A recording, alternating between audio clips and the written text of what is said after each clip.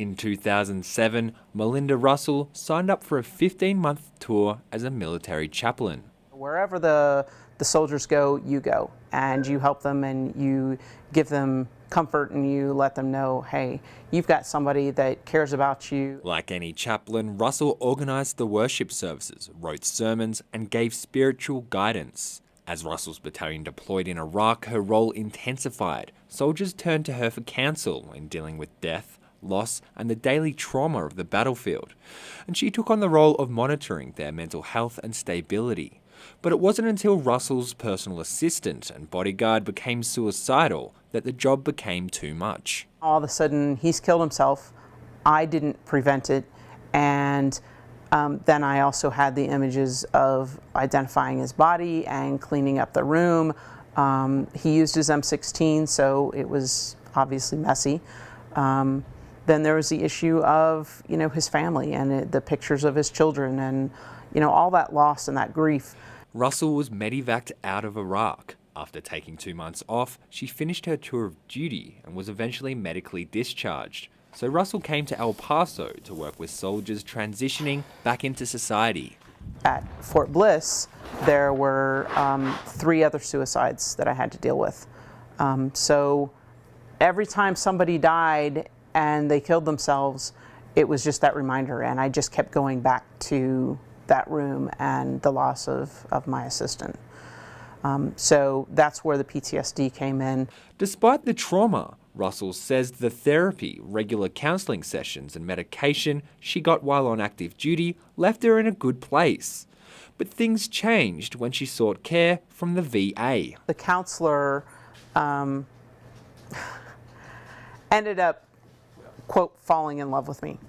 And despite his feelings for me, he didn't send me to another counselor. And so finally, when he told me how he felt, I said, I need to see another counselor. And he set me up with another counselor, and but then he continued to look at my records, even though he wasn't my counselor. So that was problematic.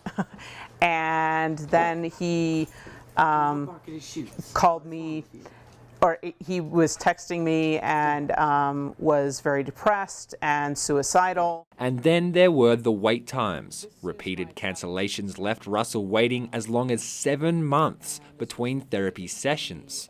4 of those months without the medication her therapist prescribed. Then you also have the issue of the depression, like I said, where depression and PTSD go hand in hand.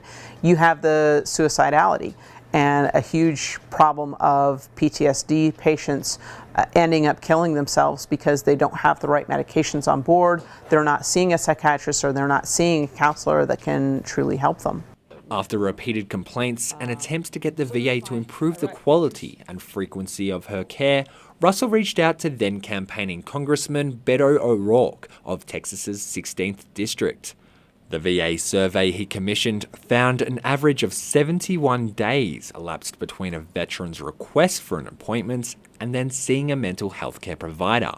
El Paso VA Director John Mendoza says one of his agency's biggest challenges has been providing access to mental health care in a medically underserved community. About 1.5 years ago, we had almost, 16 or 19 vacancies in our mental health department.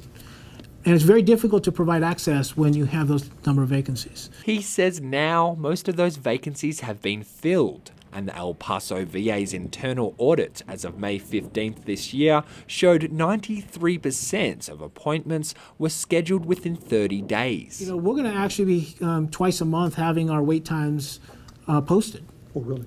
And so, again, it's going to be an opportunity for the public to kind of be able to track and say, so have you improved? Russell says this figure, like many figures put out by the El Paso VA, doesn't tell the whole story. She says the El Paso VA has found a way to delay and cancel scheduled appointments without it negatively affecting their official average wait time.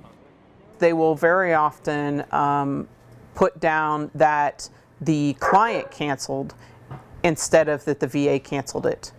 And the reason why they're doing that is because if the VA canceled it, it's against the VA.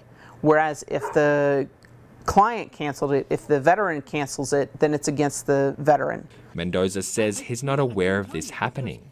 Not only were Russell's hopes dashed and left unmet, she says her interactions with the VA intensified her post-traumatic stress disorder to a point that she says she can no longer pursue her career of supporting veterans, and she hasn't been able to find employment in another field. I don't want to be portrayed as a victim because I'm not. You know, I'm a strong enough person that I can deal with, you know, a lot.